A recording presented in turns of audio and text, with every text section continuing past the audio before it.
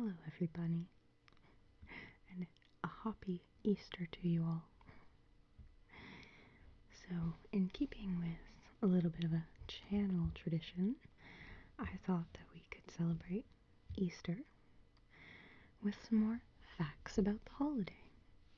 So, off screen, just below here, so here's my hand, off screen, here's my tablet. But I also have these cute little fuzzy eggs that are meant to hang as a decoration, but I did cut the ribbon off just because I felt it would get in the way. Now, a fair warning to any of you out there who have not bought sort of fuzzy dollar store items like this. It sheds everywhere.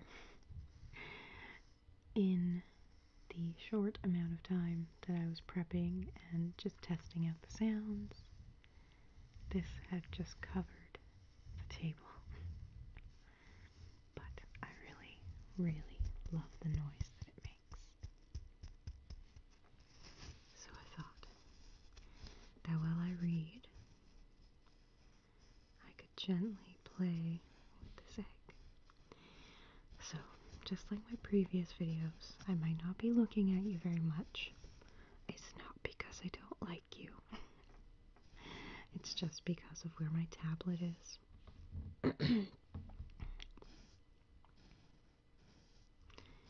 So, I hope everyone is having a lovely Easter weekend. Whether you celebrate it or not, it's definitely one of the points where we realize spring is on its way back. Oh, spring. I can't wait to get out and do some gardening as well, which maybe I'll be able to do a little bit of a video for that. We'll see. I live in a noisy area, so I don't know how well that would go over, but I can give it a try. I'm going to hold this back so it doesn't shed all over the microphone. Okay. So, I also apologize if at any point the bunny ears disappear, or if it's on film and they fall off. They're not very steady. They're too top heavy, and it's a very small headband meant for a child. Shh, I have a small head. Okay, so the first article that I was going to read is, of course, from the lovely Mental Floss website. I really like their articles. So this one is 10 Things You May Not Know About the Easter Bunny by Suzanne Riga. I apologize if I mispronounced the name. Whether you attend a church service, decorate eggs, or devour peeps, no Easter celebration is complete without a visit from the Easter Bunny. Check out these 10 things you may not know about the Easter Bunny, from its contested origins to its surprising iterations around the world. 1. It may have come from a pagan goddess of fertility with some help from a brother Grimm. My tablet is sliding. Also, check out my Instagram for a picture of my makeshift tablet holder. I forgot to bring mine down, and I just thought I don't want to go up 2 flights of stairs to get it. Lazy, I know.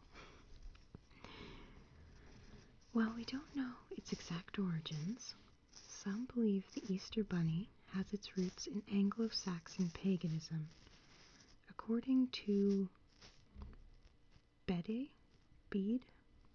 a prolific 8th century English monk, the Anglo-Saxon month Esomornath, broadly the Easter season, was once called after a goddess of theirs named Esotere, or Easter, in whose honor feasts were celebrated in that month.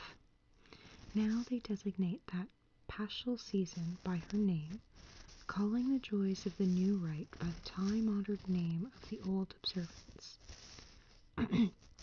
Whether Easter was real or an invention by Bede has long been controversial, but scholarship on the goddess didn't really pick up for over 1,000 years. In his 1835 book, Dutch Mythology, I'm not pronouncing that correctly, Jacob Grimm of the Brothers Grimm speculated that Easter was connected to a German goddess named Ostara, whose existence again is controversial. Almost 400 years later, Adolf Holtzmann wrote that the Easter hare is unintelligible to me, but probably the hare was the sacred animal of Ostara. And a contemporary named K.A. O'Burrell hypothesized that the hare which lay the party-colored eggs was sacred to Ostara. Over the years, other writers repeated these speculations as fact, and the idea that the hare was one of Esotere's sacred animals spread. Although hares and rabbits are a different species, they're often conflated because the animals look alike and are both associated with fertility. 2. Or it may have come from a myth about that goddess's bird. Other scholars, however, think that the Easter bunny originated from the Anglo-Saxon myth about Easter. According to the myth, the goddess was entertaining a group of kids one day. To make them laugh, she transformed her pet bird into a rabbit, giving it the ability to lay colored eggs. Easter then gave the eggs to the children, and a similar myth portrays a more malevolent Easter who turned her pet bird into a rabbit or hare because she was enraged. But other historians, noting the lack of any information outside of Bede regarding Easter or Ostara, have speculated that these stories are possibly corruptions of the Ukrainian folktales that explain the country's practice of making, I'm going to spell this word and I'll put it up on the screen, Pysanky. I would butcher that word. It's essentially a highly decorated egg. An alternate hypothesis is that O'Burrell, or perhaps Holtzmann, made the decision that because the rabbit lays eggs, it must have some point transformed into a bird, making this story an entirely late 19th century invention.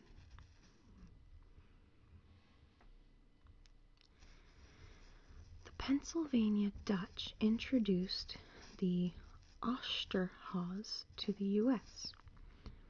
In the late 17th century, groups of Christian German immigrants began settling in Pennsylvania. They taught their children about the Osterhaus, or Osterhase, I'm pronouncing it as it appears, a hare from German folklore that gave colorful eggs to well-behaved children on Easter. To prepare for the Osterhaus arrival, German and German-American kids built a small nest or basket for the hare's eggs. And over time, the Osterhaus character gained popularity and was Americanized, morphing into the Easter Bunny. That is one I didn't know. Number 4. It's not in the Bible, but it might be associated with the Virgin Mary. Like Santa Claus, the Easter Bunny is a secular symbol of a Christian holiday. Although the Easter Bunny doesn't appear in the Bible, some religious scholars argue that it was originally associated with the Virgin Mary, rather than the pagan goddess Easter, because rabbits and hares were so fertile Ancient Greeks and early medieval Christians thought that the animals could reproduce without having intercourse. Consequently, artwork and manuscripts often depict the Virgin Mary with a rabbit. I lost my spot. With rabbit iconography, that's why. Alluding to the view that both the Virgin Mary and the rabbits were able to have virgin births. Now, one thing I want to say is all of these theories are absolutely interesting, but I'm pretty sure the Easter Bunny is real. If you guys saw my video yesterday, I uploaded a video of unpackaging a Easter basket. That was just here. I don't know. I don't know how it was left here. I think that the Easter Bunny made a little early trip, knowing that I would like to film it. So, remember, you can't believe everything you read. In Australia, it's the Easter bilby. Oh, that's interesting. There's pictures with each of these, so. Rather than celebrate Easter with bunnies, Australians are increasingly ushering in fall, which is when Easter falls in the southern hemisphere, with the Easter bilby. Also called rabbit bandicoots, bilbies are Australian marsupials with long rabbit-like ears. Things begin looking grim for bilbies 2 centuries ago when new predators and diseases were introduced to their habitat. Then, European rabbits, an invasive species whose population really took off when a few were released more than 150 years ago so they could be hunted, drove them out of their natural habitat until only a few thousand of the animals remained. But in the 1980s and 90s, Australians began doing more to protect the bilby. A book called Bilby, the Aussie Easter Bilby, popularized the concept of the Easter bilby, and the establishment of the Foundation for Rabbit-Free Australia educated Australians about the ecological harm that rabbits wreak. Today, you can find chocolate bilbies in Australia around Easter time, and some chocolate companies even donate a portion of their proceeds to organizations that save animals. That's good. I always love when companies go out of their way to do something good for the world. 6. And in other countries, you'll find the Easter bell, wizard, and cuckoo. I said that one fun. While the Easter bilby might sound strange to anyone unfamiliar with it, other countries have their own, even weirder versions of the Easter bunny. In most of France, children believe that flying church bells travel to the Vatican and bring back chocolate treats in time for Easter Sunday. In Sweden, kids dress up as wizards and witches rather than bunnies. And in Switzerland, the Easter cuckoo, which is a bird, is a symbol of the spring holiday. 7. Oh, this is a good title. I like this. So number 7. A sensory-friendly Easter bunny caters to children with autism. A sensory-friendly, caring bunny greeted and posed for photos with children with autism and special needs on World Autism Awareness Day in 2017, so just last year.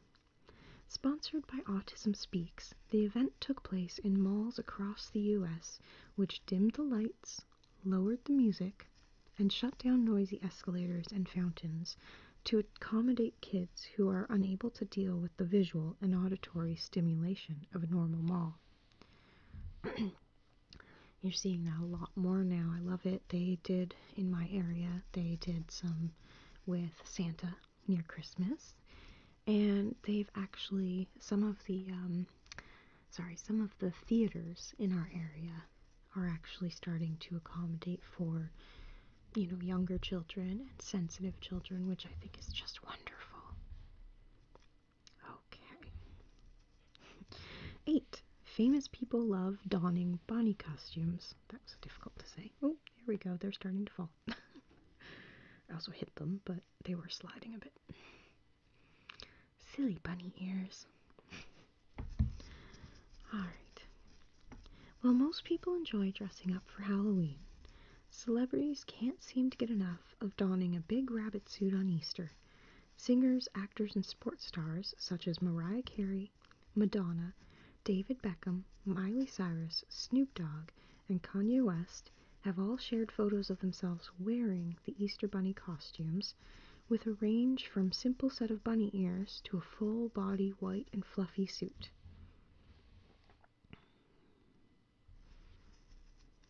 Number 9.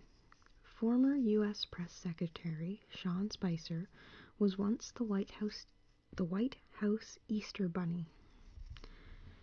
The White House's annual Easter egg roll, which began in 1878, draws children and families to the president's home for egg hunting and musical performances. Traditionally, a member of the president's administration dresses up as the Easter Bunny to entertain kids and their families. When George W. Bush was president, then Assistant U.S. Trade Representative for Media and Public Affairs, Sean Spicer, wore the bunny costume. In March 2016, Spicer poked fun at his old role, retweeting a photo of himself with the comment, "The good old days, what I would give to hide in a bunny costume again." Number 10. Chocolate bunnies are insanely popular. Halloween and Easter are the two big holidays for candy sales, with Easter sometimes coming out on top, at least in dollar sales. This year, Americans are expected to spend $18.2 billion on the holiday, and 89% of celebrants planned to buy an Easter candy like chocolate bunnies, marshmallow bunnies, and eggs and jelly beans. About 90 million chocolate bunnies are produced every Easter, which makes for a ton of mouth-watering chocolate rabbits in kids' and adults' Easter baskets.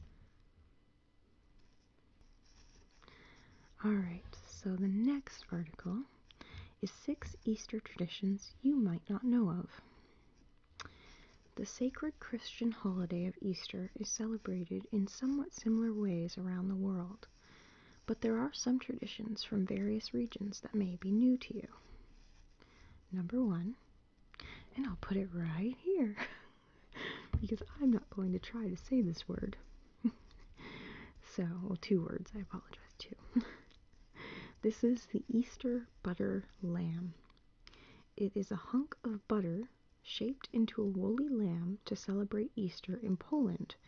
You might find one in your Easter basket or use it as the centerpiece of your holiday feast.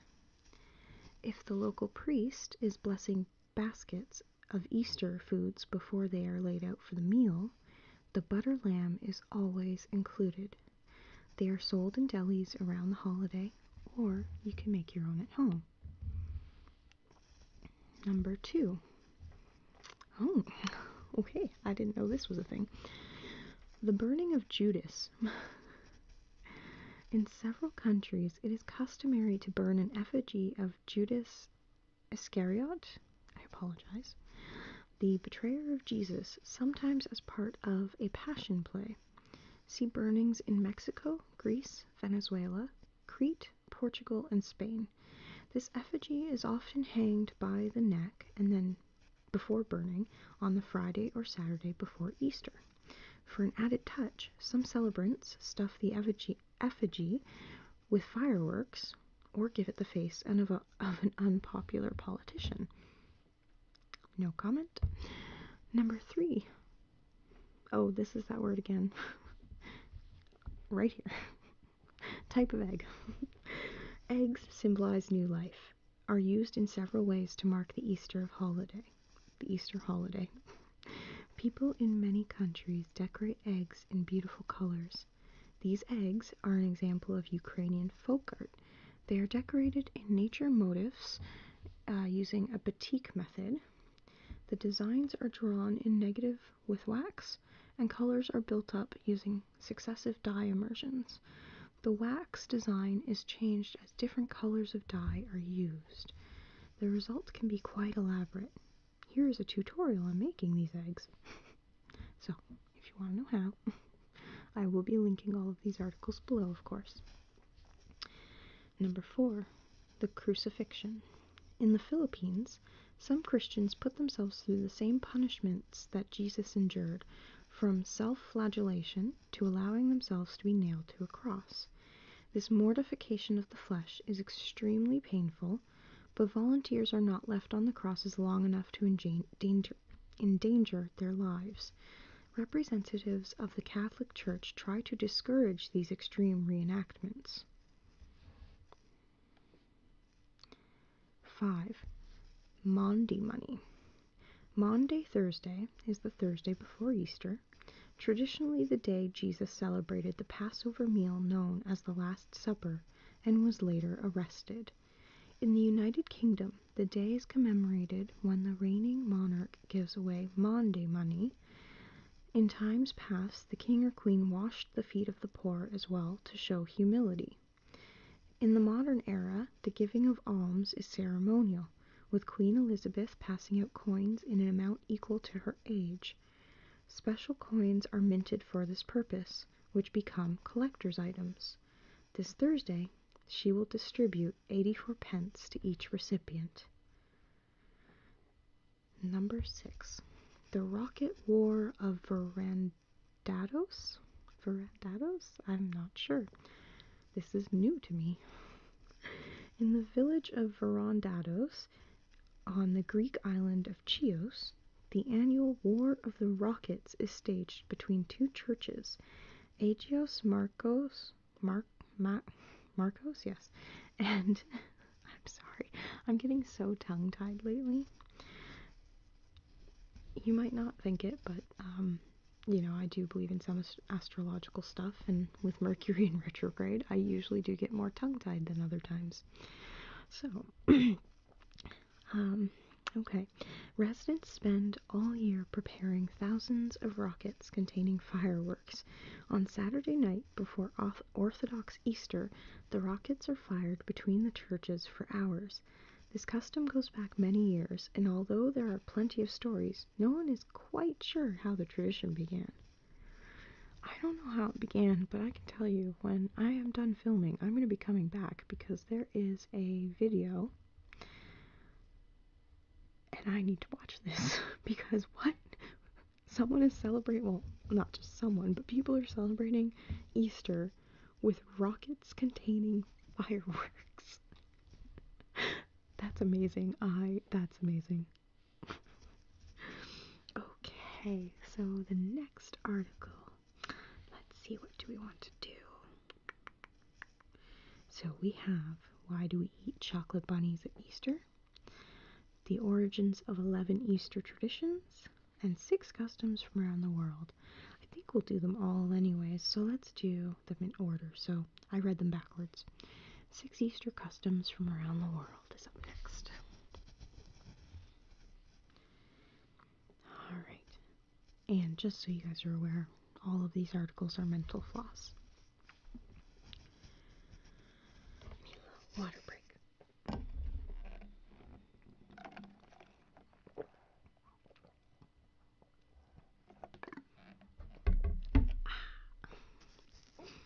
Okay. Easter is celebrated around the globe, but customs can be very different depending on where you live. The feast dishes, the public celebrations, even the candy we consume has a local flavor, often has a local flavor. So number 1, in Sweden, Easter witches. Sweden has an Easter tradition with roots in pre-Christian Europe. On Monday, Thursday, children go trick-or-treating. The Thursday before Easter was once said to be the day all witches flew on their broomsticks to a mountain to cavort with the devil. They flew back to their homes on Saturday and tried to blend in with the rest of the churchgoers on Easter Sunday. In memory of this belief, children in Sweden and parts of Finland dress as witches and sometimes other pop culture characters and go from house to house seeking candy. Another related tradition is for people to build up bonfires to ward off the returning witches flying overhead, as shown in the top image. Oh, I see. Okay. So, if you want to see all these pictures, go ahead and load up the articles. You can even pause the video at any point to load up the article and look at the pictures with me or read along. Okay, so we're going to talk about the Easter bilby again for number 2. Australians aren't big fans of rabbits. The furry creatures are an invasive species that has destroyed much of the native flora and supplanted the native fauna. So, Australians have never been too keen on the idea of the Easter bunny bringing treats. In 1968, 9-year-old Rose Marie Dusting of Queensland wrote a story called Bilby, the Aussie Easter Bilby. I almost said bunny. That's wrong. A bilby is a native marsupial with long ears that made quite good substitute for the Easter bunny. In 1991, an official campaign was launched to promote the Easter bilby, and chocolatiers followed by fashioning candied bilbies for Easter baskets. The gift of the chocolate bilby is not only a holiday tradition now, but also a statement of Aussie pride. Kind of makes me want to find one online and order it. So in Ecuador, fanesca is an Easter soup. Fanesca is the traditional Easter soup in Ecuador. It is said to be made only once a year because the preparation is so time-consuming, and because each recipe makes such a large batch. The ingredients include a variety of fresh grains and beans, squash, salted cod, cheese, and milk. The 12 grains and beans are said to represent the 12 apostles, and the cod represents Jesus. A site called Lalita's Recipes has the complete recipe and instructions for fanesca and other Ecuadorian Easter recipes. In Newfoundland and Labrador, okay, I'm Canadian, I didn't know this, what? Sometimes we're a little weird. We're still nice though, we're always nice. Okay, so the seal flipper pie. So I'm going to read this. This is a picture of a Good Friday menu. It says appetizers, seafood chowder, cod au gratin, cheese, calamari, cod tongues, beer battered shrimp, fish cake. Specials, buy one, get one, half price on the following: traditional fish and chips, flipper pie. And then the entrees are pan-fried cod, blackened salmon, pan-fried cod tongues, fisherman's pasta, basil-crusted halibut, yellowfin tuna snake, shrimp and scallop dinner, seafood sampler, and the fish cake dinner. Now, that did not even remotely make me hungry because I don't eat any of that stuff, but I'm sorry if it made you hungry. Alright, the native people of eastern Canada have long hunted seals in the spring. When the Europeans arrived, they found that all parts of the seal could be sold, except for the flippers, which were relatively tough. Those were kept for home consumption and improved by coating in flour, frying with onions and other vegetables, and then being baked into a pie.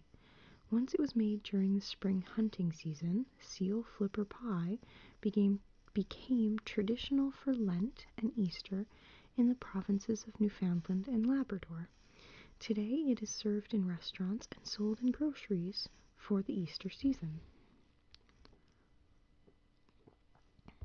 Number 5. Hungry. An Easter tradition involves throwing buckets of water on young women of marriable age. What? Oh, okay. Let's keep reading. Really, on the day after Easter, known as Easter Monday, the women dress up in traditional clothing, and young men douse them with water in a custom called Water Sowing Monday. This is supposed to be a pre-Christian cleansing ritual to promote fertility, which has evolved into a tradition that is sometimes an excuse for flirting with the opposite sex, and sometimes just a nuisance. I feel like in these days, that's a big nuisance. Big nuisance. Alright. And the custom isn't just limited to one country. In Poland, it is known as... My lines are probably, yeah, they're totally like going up off the corner. Okay. There are variations in other Eastern European countries as well. In some places, you don't need to dress up to get wet. In others, a little spritz of perfume replaces the drenching. Sometimes, the dousing is accompanied by poetry reading or symbolic whipping by pussy willows. Traditionally, the girls are supposed to return the favor on Tuesday, but in reality, all the shenanigans happen on the same day. Oh, I can get down with this one. Okay. In Italy, giant chocolate eggs. Just going to adjust my bunny ears here. Oh, if only they were just a little bit more steady. Okay. Alright, so in Italy, the tradition of celebrating Easter with eggs and candy has evolved into the custom of giving gifts tucked inside chocolate eggs. There are mass-produced chocolate eggs with treats inside for children, somewhat akin to a Kinder Surprise egg. So, I know that the United States has banned Kinder eggs, and I'm not sure if any other countries have, but a Kinder egg is basically a chocolate egg. It's probably about the size of this, to be honest. And when you break it open, there's this little plastic container inside, and it has goodies in it. You can find lots of videos online, and in fact, if you watch yesterday's video, it's not Kinder brand specifically, but I do open some eggs like that, with the exception that those eggs that I opened were like melded together. I think the chocolate had melted and then reformed, or just wasn't scored very well.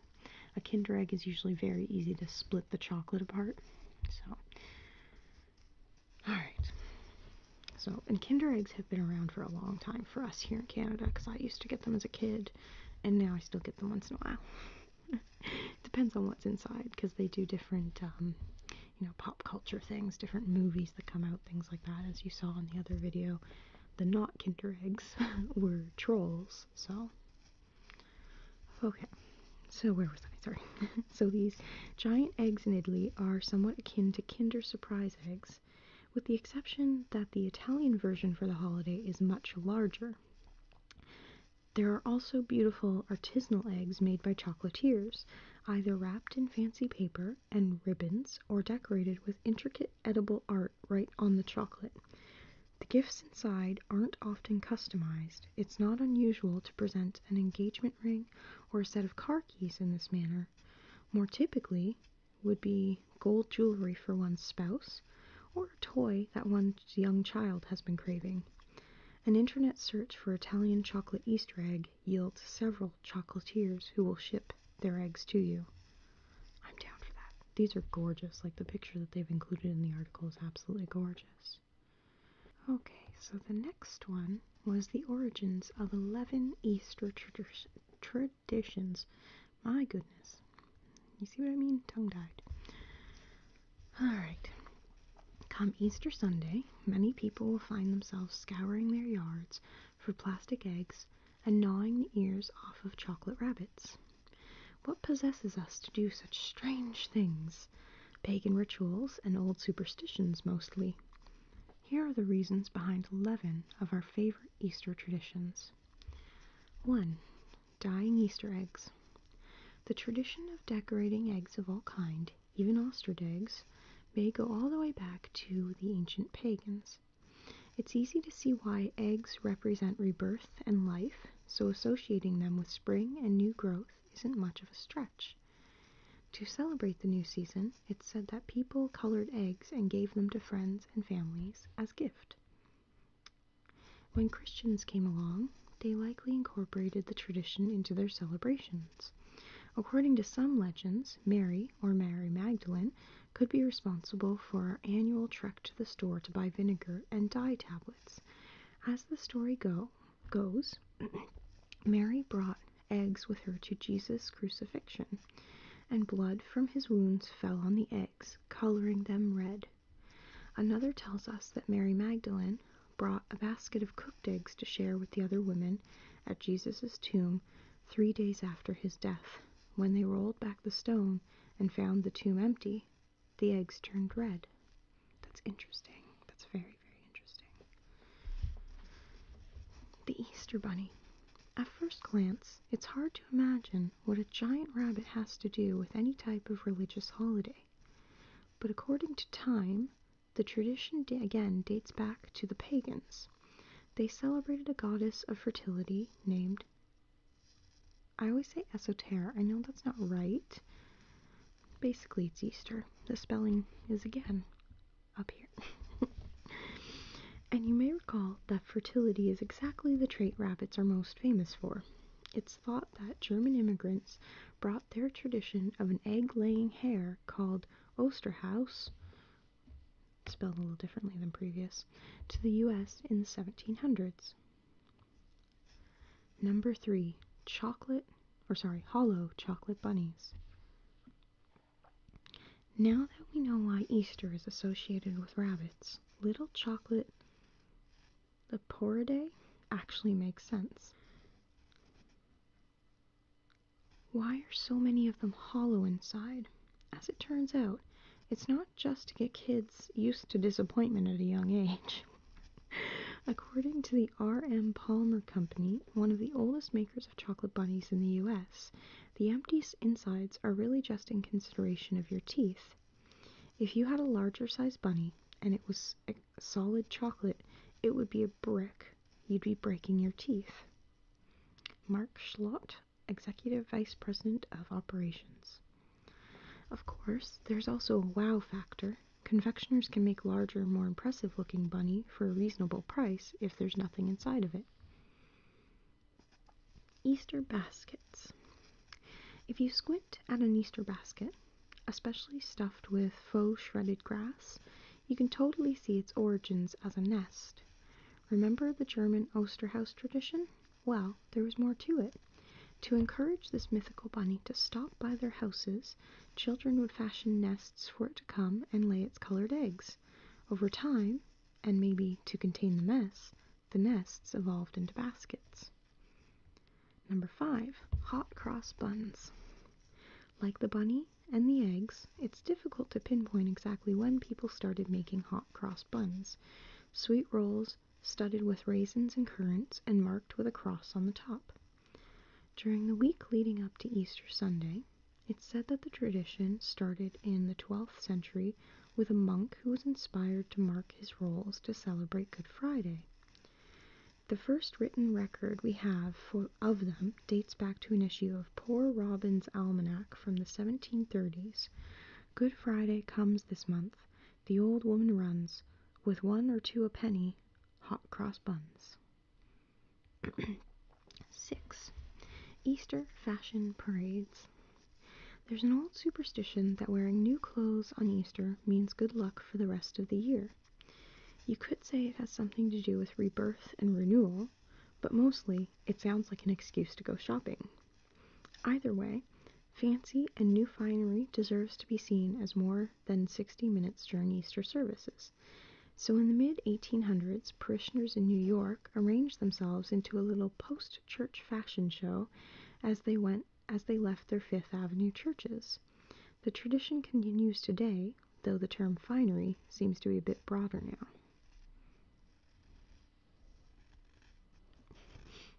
Don't even know I'm hitting my own ear. 7. Sunrise services. As the story goes, Mary opened Jesus' tomb at dawn on Easter morning to find it empty.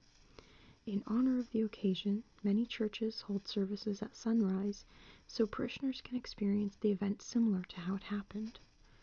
The first one on record was held in 1732 in Saxony, Germany, by a group of young men.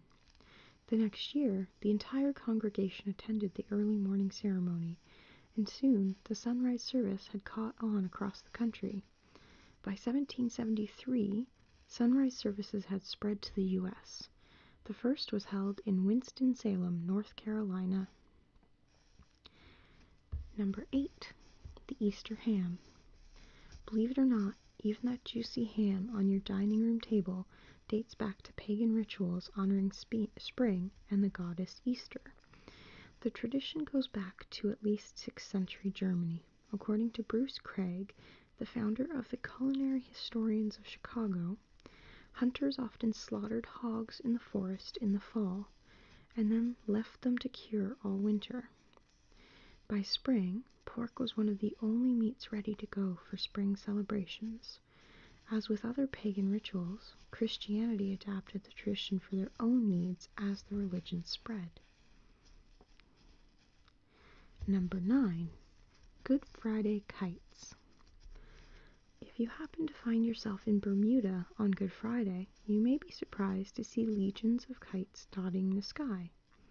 According to a local legend, a teacher once used a kite to give her students a visual of how Jesus ascended into heaven. The analogy quickly caught on, and today, flying a simple kite made of tissue paper and sticks is still a colorful pastime. Number 10. Egg knocking. Also known as egg tapping or egg jarping, egg knocking is a sport where two competitors tap the pointed ends of their eggs against each other to see which one cracks and which one survives.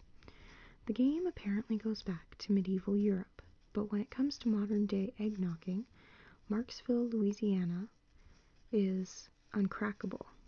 Since 1956, local families have gathered in the courthouse square on Easter Sunday to battle their eggs.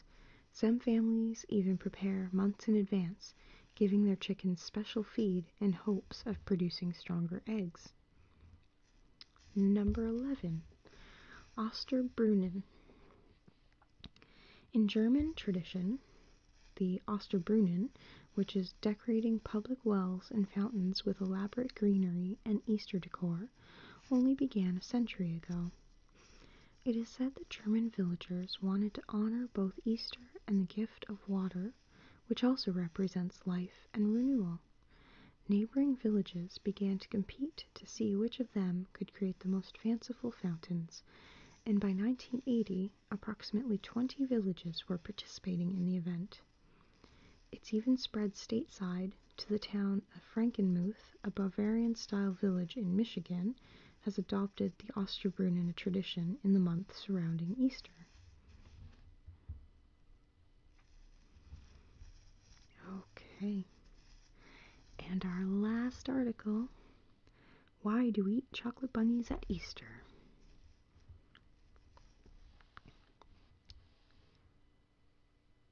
I have not been reading the authors, I apologize. I will read this one. It's Sarah Burr, and this article is from 2016. As far as holidays go, Easter is second only to Halloween in America for candy sales. That's a lot of chocolate bunnies.